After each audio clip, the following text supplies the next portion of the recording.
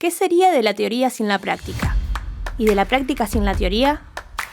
Teoría en Movimiento es un podcast de NEDIF sobre educación física, recreación y deporte.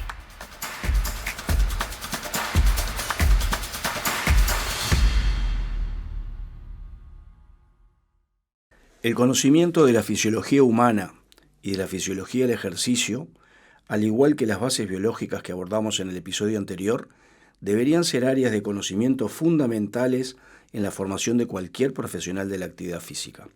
Les invitamos a explorar estos aspectos abordando los principales conceptos a dominar en el momento de llevar la teoría a la práctica, descubriendo la forma en que se regulan los procesos metabólicos, sistema endocrino, sistema renal, sistema nervioso, y cómo deberíamos integrar estos conocimientos junto a los sistemas energéticos, formación de ATP, lactato, rol de las mitocondrias, etc., al campo del entrenamiento de la actividad física y del deporte. Mi nombre es Daniel Leite, profesor de Educación Física, director de NEDIF, y junto a mi colega, la magíster en Educación Física, Ana Ortiz, recibimos nuevamente a la doctora deportóloga Laura del Puerto, referente de las áreas de Ciencias Biológicas de NEDIF. Ana, Laura, ¿cómo están? Muchas gracias, Laura, por acompañarnos nuevamente. Hola, Daniel. Hola, Laura. Bienvenida. Hola, ¿cómo están? Un gusto estar acá de nuevo. Siguiendo con la dinámica de estos capítulos, vamos con la entrada en calor. ¿Les parece? Vamos. Como entrada en calor les proponemos un repaso acerca de lo conversado en el capítulo anterior y cómo las bases biológicas nos llevan a abordar la fisiología y la fisiología del ejercicio. Te escuchamos, Laura. Bueno, con lo que vimos en el episodio anterior, si nosotros entendemos la biología celular y la anatomía del cuerpo, vamos a poder entender luego cómo funciona, desde su nivel más básico hasta el más complejo. Y si sabemos cómo funciona, podemos fácilmente razonar cómo estresarlo, entre comillas, para generar adaptaciones que nos interesan en el desarrollo deportivo de una persona. Y ahí es donde entra la fisiología del ejercicio. Clarísimo. Bueno, vamos entrando a la parte central. Entrando ahora en la parte central, vamos a continuar compartiendo experiencias desde nuestro rol como docentes y como médica. Y me hago la siguiente pregunta. ¿Cuál sería la importancia que le podemos asignar al conocimiento de la fisiología y la fisiología del ejercicio? De la misma forma que en el capítulo anterior partimos de la base de la biología, de las bases biológicas. ¿Cuál sería la importancia que le asignamos a la fisiología y la fisiología del ejercicio al momento de preparar nuestros trabajos, nuestros entrenamientos, nuestras actividades con nuestros estudiantes, con nuestros alumnos? Y ahí te damos la palabra, Laura, para arrancar. Bueno, súper importante. Como decíamos en el capítulo anterior, si nosotros entendemos cómo funciona el cuerpo, podemos entender qué tenemos que hacer y qué no tenemos que hacer para potenciar las habilidades físicas que queremos potenciar. También vamos a entender cuáles son las limitantes del rendimiento deportivo, del rendimiento particular de esta persona con la cual estamos tratando. Y también vamos a entender y poder razonar si tenemos que tomar alguna precaución en su entrenamiento para no romper esa maquinaria perfecta que es el cuerpo y lograr justamente que la persona pueda tener una vida deportiva amplia y libre de lesiones. Bárbaro. Y si pensamos en esta área de conocimiento de la fisiología, ¿cuál es como el corazón? ¿Desde qué lugar, ¿no? O desde qué temas está bueno empezar el estudio para poder ir comprendiendo mejor? Bueno, al igual que con la biología, hay que empezar desde la base, desde lo más chico. Y lo más chico en este caso es entender cómo funciona un órgano para luego entender cómo funciona un sistema del cuerpo. Por ejemplo, primero entender cómo funciona el corazón, para después entender cómo funciona el sistema cardiovascular. Y primero entenderlo cómo funciona en situaciones normales, en una persona sana y en reposo. Y una vez que sabemos eso, sí, progresar a qué ocurre durante el ejercicio. Cómo hace el corazón para bombear sangre. Primero tenemos que saber cómo hace para bombear sangre en reposo y después cómo hace para bombear sangre en una situación de ejercicio extremo. Cómo hace el oxígeno para pasar desde el aire en el ambiente, para pasear hacia la sangre y desde ahí a los músculos. Cómo hace ese músculo para sacar los nutrientes que necesita, cómo hace ese músculo para formar ATP. Luego de que nosotros dominamos todo esto en su normalidad, bueno, ahí sí vamos a poder estudiar qué pasa en situaciones extremas de ejercicio y qué pasa en situaciones patológicas como enfermedades o extremos de la vida en el niño, en el anciano, en la embarazada, si es que ocurre algo diferente. ¿no? Y una vez que nosotros sabemos todo eso, vamos a poder entender cómo el ejercicio que hacemos impacta en estos sistemas, ¿no? No solo cómo hace el sistema para cumplir con las demandas del ejercicio, sino qué adaptaciones le estamos generando, ¿no? Y una vez que la persona domina eso, una vez que la persona entiende las adaptaciones que cada sistema sufre frente a un ejercicio físico, ahí está en condiciones de entrenar a cualquier deportista de cualquier disciplina. En vez de simplemente razonar, memorizar un plan o hacer lo que siempre se hizo sin saber muy bien por qué, la persona es capaz de entender qué pasa cuando una persona se ejercita, entender cómo se adapta a ese sistema y después razonar formas, métodos que yo puedo aplicarle a mi deportista para generar esta adaptación que yo quiero. Como el camino inverso, en lugar de desde la fórmula matemática, ¿no? Repito 3 de 1000, sino entender qué es lo que quiero lograr, ¿no? Y cómo funciona. Perfecto. Eso es súper importante, que ese concepto que se maneje así, porque es como tú decís, Ana, que muchas veces es repetir lo que se nos dice y sin prestarle atención a cuáles son los efectos y sin sentir justamente el cuerpo. La persona tiene que sentir su propio organismo, no es hacer lo que me dicen sin tener en cuenta las sensaciones, ¿no? Bueno, y a propósito de lo que decías recién, ¿cómo te parece que podemos relacionar los distintos sistemas de entrenamiento o métodos de entrenamiento, tanto para la actividad física, para la salud, como para el entrenamiento competitivo? Y ahí ya dejo planteado un tema para más adelante, la diferencia de entrenamiento para la salud y entrenamiento de rendimiento, después lo veremos. ¿Y qué podemos recomendar para comenzar? Bueno, entrenar para la salud y entrenar para rendimiento son dos formas de entrenar que, si bien tienen puntos en común, tienen marcadas diferencias, ¿no? Cuando hablamos de ejercicio para la salud, básicamente estamos hablando de ejercitar al sistema cardiovascular, al muscular, al metabólico, al sistema respiratorio, con el objetivo de mantenerlo en forma, mantenerlo con un óptimo funcionamiento y evitar que se enferme por desuso. Y cuando hablamos de entrenamiento competitivo, lo que estamos haciendo es buscar el desarrollo máximo de estos sistemas, sea en la disciplina que sea, ¿no? Si es un deporte de resistencia, vamos a querer llevar al máximo al sistema cardiovascular y al respiratorio. Si es un deporte de fuerza, vamos a querer llevar al máximo la masa muscular, ¿tá? Eso contrasta con lo que es el deporte para la salud, que no busca el máximo, ¿tá? Que eso quede claro, lo que busca es que funcione bien, que funcione óptimo, pero no irse a ese extremo de cuando hablamos de competencia, ¿tá? Y bueno, y lógicamente cuando estamos hablando de competencia tampoco se busca un desarrollo armónico. Capaz que yo quiero potenciar mi masa muscular, pero no me importa tanto mi capacidad aeróbica, perdón. O si yo soy un atleta, sí me interesa mucho la parte aeróbica, pero no tanto la muscular. Y a diferencia de cuando hablamos de ejercicio para la salud, sí buscamos potenciar todos los sistemas de forma armónica, lo cardiovascular, lo metabólico, la fuerza, la flexibilidad. Obviamente, generar adaptaciones en cada sistema del cuerpo debe hacerse con un estímulo específico.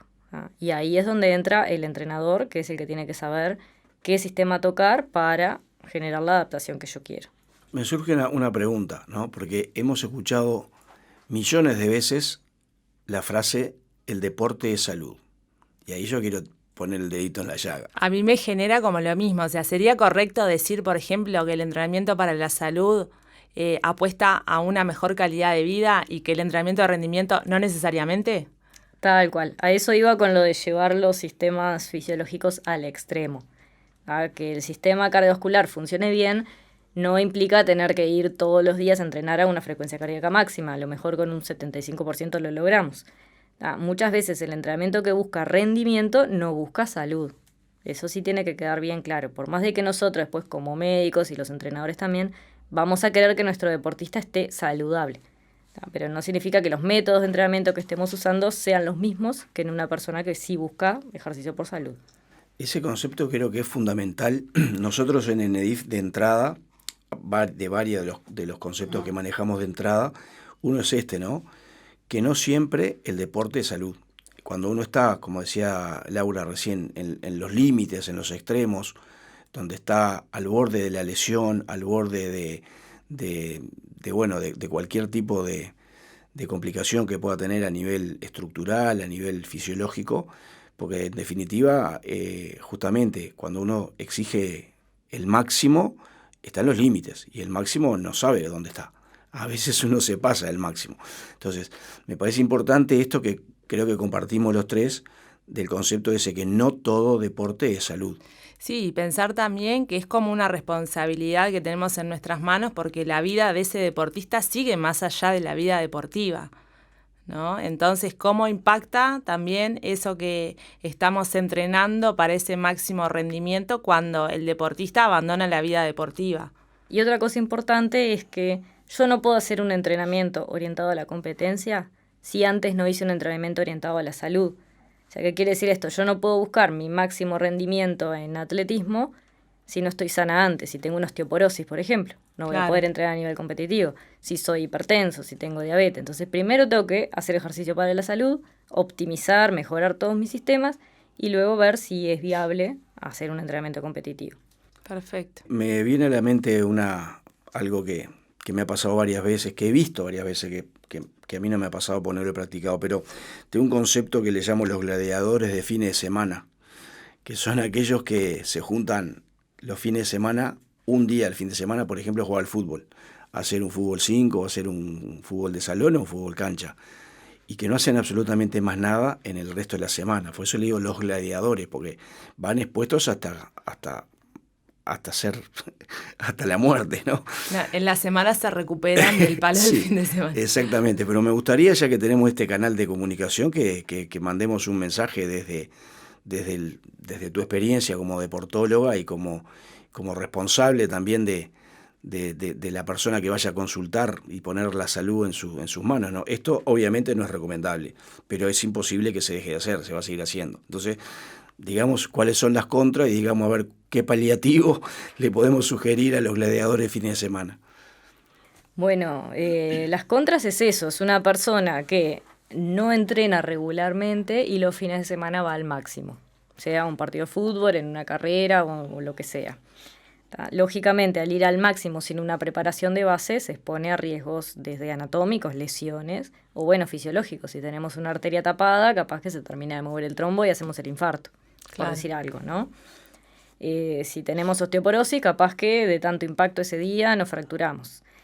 Entonces, ¿qué le podemos decir a la persona? Que lo va a hacer igual, que se haga el chequeo médico. Entonces la persona va a saber qué es lo que tiene en su cuerpo, su talón de Aquiles, dónde está mi debilidad, por dónde me puedo romper, y puede estar más atento y tomar capaz que alguna medida preventiva. Si tiene osteoporosis, usar un mejor calzado amortiguado. Si sabe que tiene algo cardiovascular, usar un pulsómetro, y si la frecuencia cardíaca pasa de tal valor, bajar la intensidad. Tomar ciertas precauciones según lo que se detecte en cada uno. Clarísimo. Bueno, y pensando en esto de llevar la teoría a la práctica, ¿podés contarnos algunos ejemplos de propuestas concretas de cómo lo trabajás, por ejemplo, en la formación de técnicos, de entrenadores deportivos? Bueno, algo les había comentado en el episodio anterior, que en las clases hacemos como una prueba de esfuerzo graficando la frecuencia cardíaca en función de la intensidad del ejercicio, ¿no? Corriendo, velocidad constante, cada tantos minutos sumimos la velocidad y vamos midiendo qué pasa con esa frecuencia cardíaca, ¿no? Le podemos agregar también lo que es la percepción subjetiva de esfuerzo, del 1 al 10 una gráfica, siendo 1 nada de esfuerzo y 10 el máximo esfuerzo, ir viendo según la intensidad cómo percibe el sujeto a ese esfuerzo. Y una forma de evaluar la fisiología y las adaptaciones al ejercicio es tomar esta primera medición que hacemos como el punto de partida, que se aplique un plan de entrenamiento de 10, 12 semanas, las semanas que sea, y después repetirla. Y vemos qué pasa con la frecuencia cardíaca a las mismas intensidades del ejercicio que habíamos evaluado meses anteriores, y ver qué pasa con la percepción del ejercicio. Entonces ahí ellos pueden ver de una manera gráfica y con datos qué pasó. Si antes yo corriendo a 12 kilómetros por hora mi frecuencia cardíaca estaba en 160 y mi percepción de esfuerzo era un 9, y ahora a la misma velocidad mi frecuencia cardíaca está en 130 y mi percepción de esfuerzo es un 4, claramente hubo adaptaciones. Y ahí, podemos plantear la discusión de qué pasó con el sistema cardiovascular, cómo se adaptó, por qué ahora precisa menos latidos para hacer el mismo esfuerzo, por qué me canso menos. Todo eso es fisiología del ejercicio. ¿Qué podemos comentar acerca de la fisiología como ciencia y la visión de lo que es el entrenamiento científico, que es el entrenamiento basado en la ciencia, ante la posibilidad de tantos factores extrafisiológicos que pueden actuar o afectar el desempeño y el rendimiento deportivo? Ejemplo, me pongo a pensar cuáles son los factores que pueden incidir en el desempeño de rendimiento de un deportista X. Y bueno, obviamente los factores fisiológicos, y el entrenamiento es uno, hay un tema psicológico, hay un tema nutricional, pero hay temas de clima, hay temas de temperatura, hay temas de emocionales, hay temas de que si la novia, que si el novio, que si el perro, que si el calzado. O sea, si nos ponemos a teorizar, capaz que podemos llegar a enumerar 100 factores. Pero vemos muchos técnicos y muchos entrenadores que basan sus planes y sus programas específicamente en la parte científica de lo fisiológico, principios de entrenamiento, algo de psicológico, algo de nutrición y no mucha cosa más. Me gustaría que compartamos entre los tres a ver qué visión tenemos y empezamos por Laura. Bueno, sí, el entrenamiento tiene una parte de ciencia, pero también tiene una parte de arte, porque somos seres complejos y el ser humano, además de ser complejo, no está aislado del medio que lo rodea. Entonces puede venir el científico, el fisiólogo del ejercicio, te da todos los parámetros de rendimiento, te da el VO2 máximo, la frecuencia cardíaca de reposo, de entrenamiento, te da todos los números. Después viene el entrenador, te planifica todo el entrenamiento, perfecto, con las pausas perfectas, las intensidades todas súper ajustadas, pero a la hora de ejecutarlo, bueno, ahí empiezan a correr todos esos otros factores. Factores mentales de la persona, estresores del trabajo, de la familia, de la pareja, si dormí bien, si no dormí bien, qué comí, hace cuánto, el clima, si está lloviendo, si me toca justo correr en un lugar que no es el habitual y tengo una subida, si tengo viento en contra, que no es lo mismo cierta intensidad con viento a favor que con viento en contra, y ahí hay que saber ajustar los ritmos. Entonces, bueno, ahí es donde entra toda la parte del arte, ¿no? El entrenador tiene que conocer toda la fisiología, toda la ciencia, pero después a la hora de bajar a tierra ese plan de entrenamiento tiene que tener en cuenta todos esos otros factores que van a afectar al deportista. Si fuera solamente la parte fisiológica, una máquina bien ajustada nos daría el resultado previsto, ¿no? Y me viene a la cabeza la cantidad de deportistas mellizos, incluso gemelos univitelinos, que compiten, ya sea en carreras o ya sea jugando al fútbol, y siempre hay uno que rinde mejor que otro. O sea que hay una explicación, pero es muy interesante esto, porque muchas veces yo he visto que se intensifica o que se insiste muchísimo en la parte científica, que es muy importante, y me viene a la mente cuando Usain Bolt baja por primera vez su récord mundial en 100 metros, que era una marca que estaba prevista para hacer 20 años después, de acuerdo a las proyecciones fisiológicas. Entonces todos los fisiólogos salieron inmediatamente a querer justificar por qué estaba bien igual que lo hubiera bajado. Entonces creo que es importante el tema de la ciencia, creo que es importante el tema de la fisiología del ejercicio, siempre y cuando tengamos en cuenta que no es lo único. Sí, tener en cuenta también a la persona, ¿no? Y lo importante que es una buena comunicación entre el entrenado y el entrenador. Y que a medida que el entrenado aumenta en la edad, también tiene otras posibilidades de comprender el entrenamiento y de aportar también su experiencia del entrenamiento. A mí se me vienen 2 ejemplos de la natación, uno que me lo contaron unos colegas españoles, que le puedo hacer el paralelismo acá, que pasó también con una selección, de que se tomaron de nadadores adolescentes de selección y se los llevó a un hotel con todas las comodidades, pero para el entrenamiento a las 5 de la mañana para entrenar la máquina. Y no lo resistieron, porque son adolescentes, porque también necesitan su vida social, porque tienen también otros intereses que no estaban contemplados en ese entrenar la máquina perfecta. Creo que aquí también pasó con alguna selección de natación en algún Juego Olímpico hace algunos años. Entonces, bueno, la importancia de esto, ¿no? De la comunicación y también de tener en cuenta a la persona, ¿no? Y que el mejor rendimiento también está cuando el deportista está comprometido en ese mejor rendimiento a pleno. Esa anécdota que tú haces referencia fue algo icónico, que fue de aprendizaje, fue para los Juegos Olímpicos del 2000 en Sydney, sí, donde a todo el equipo olímpico de natación se le dio queratina, porque estaba de moda y porque había que inflarlos, había que hacer crecer la masa muscular, cuando en realidad era un incremento del sarcómero, ¿no? Del volumen y no de la fuerza. Y no solamente no les favoreció, sino que les perjudicó, porque en poco tiempo les incrementó el volumen muscular y todo el rozamiento en los estilos les jugó en contra. Capaz que si hubiera sido un equipo de waterpolo, capaz que hubiera funcionado, pero con natación no funcionó. Y tiene que ver con eso, que a veces el sistematizar o tratar de no atender específicamente a las necesidades de cada uno complica, pero nos gustaría tu opinión, Laura, porque hablamos Ana y yo y queremos la voz autorizada. Y me quedé pensando respecto a lo importante de la confianza en el entrenador y en el ambiente. Hay una historia en ciclismo que habla del efecto placebo, que es un ciclista que venía en competencia y le dice al autito de apoyo que tienen, le comenta que se viene sintiendo mal, que no va a poder con el repecho, y le dice, tomate esta pastilla que con esto vas a andar bien. Y el deportista confió ciegamente, hasta pensó que le estaban dando una sustancia prohibida. Se la tomó y anduvo volando. Creo que hasta ganó la etapa y todo. Y después fue a ir a preguntarle a ver qué le habían dado, y le habían dado una pastilla con glucosa.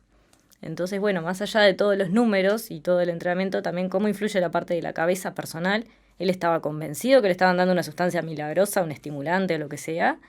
Le dieron azúcar, que sí, es una sustancia ergogénica que mejora el rendimiento, pero le mejoró mucho más de lo que la ciencia te podría explicar.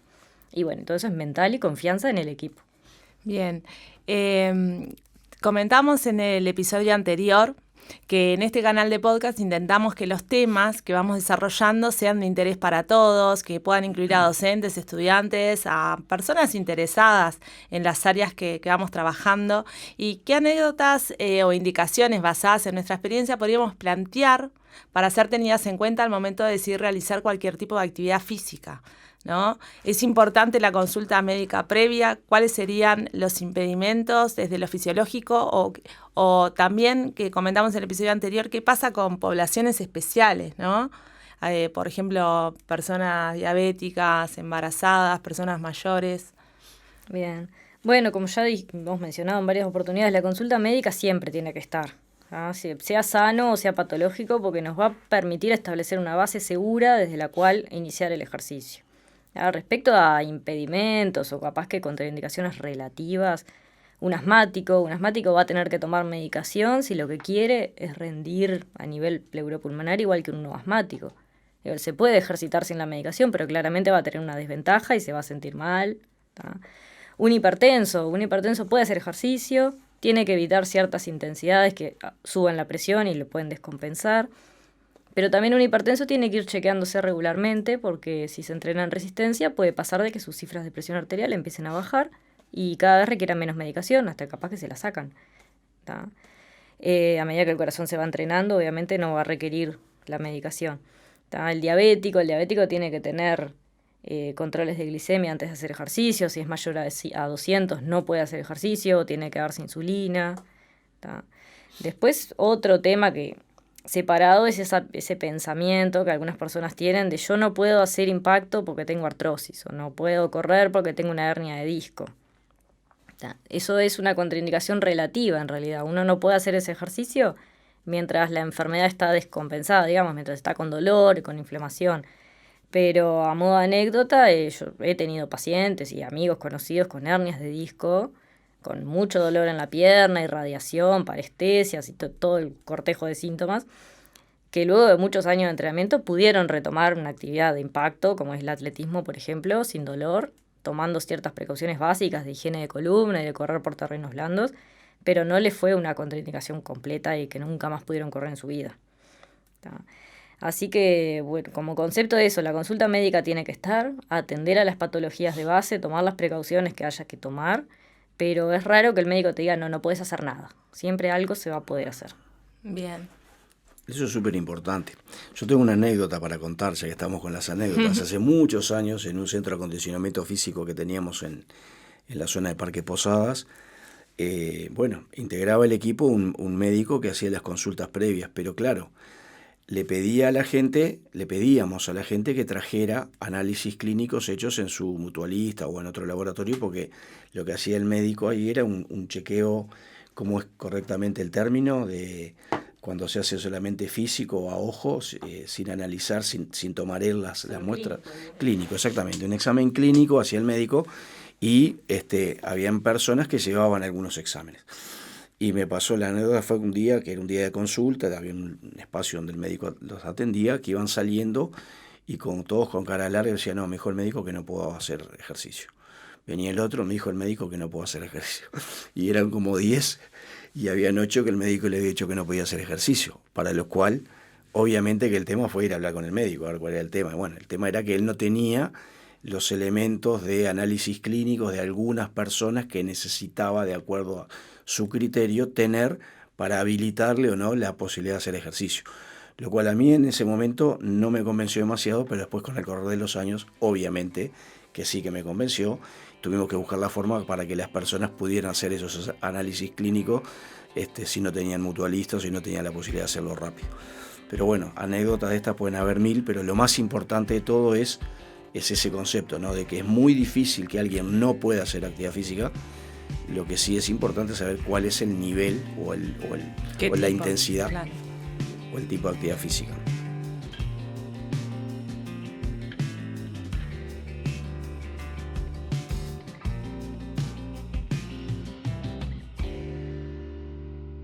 Bueno, y ya llegamos a la vuelta a la calma. Como vuelta a la calma, queremos volver a jugar con Laura y te vamos a realizar un ping-pong de preguntas y respuestas sobre el tema. ¿Estás lista? Vamos. Bárbaro. Bueno, ¿algún canal de YouTube o cuenta de Twitter que nos puedas recomendar? Perdón, de X, que nos puedas recomendar. Bueno, de X hay una cuenta de un fisiólogo británico que se llama Alan Cousens, que publica en inglés, pero comparte muchísima información acerca de entrenamiento de resistencia y fisiología del ejercicio, y sobre todo orientado a mayores de 40 años, que puede ser gran parte de la población que hace ejercicio. Y además él mismo es deportista, entonces no solo comparte la parte teórica, sino que él experimenta en sí mismo y en sus atletas y brinda información que está muy buena para seguir. La voy a seguir. ¿Algún libro que nos puedas recomendar? Sí, sobre fisiología, el libro Lord of Running de Tim Noakes, que también otro fisiólogo, que si bien se centra en el running, los conceptos que aborda de fisiología son aplicables a cualquier otro deporte de resistencia sobre todo. Y para mí este libro es como la Biblia de cualquier entrenador de resistencia, tiene que estar. Sí, está muy bueno encontrar esos libros que son para volver a releer y tener de consulta a mano siempre, ¿no? Bueno, ¿y algún artículo u otro material que se te ocurra? Bueno, de lectura cortita está la página web del español López Chicharro, que se centra en la parte de ciencias del entrenamiento y del ejercicio, y tiene artículos cortitos, actualizados, sobre temas de fisiología, entrenamiento, también actualizado y breve. Genial.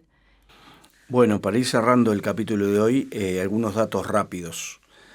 ¿Puedes dejarnos algunos datos o frases que consideras relevantes para ir finalizando este episodio de hoy? Bueno, un dato interesante, el tema de la fórmula de frecuencia cardíaca máxima, que en realidad no tiene una base científica, sino que es bastante al azar que se creó, y de hecho existen muchísimas, hay decenas de fórmulas de frecuencia cardíaca, algunas tienen en cuenta la edad, el sexo, la frecuencia cardíaca de reposo. ¿Y qué pasa? Una sorpresa que se van a llevar muchos entrenadores es cuando le miden la frecuencia cardíaca durante el esfuerzo a una persona de 70 años y la persona le levanta 180 latidos por minuto y se sale de todas las gráficas. Y ahí se agarran la cabeza y que no puede ser y que no puede pasar.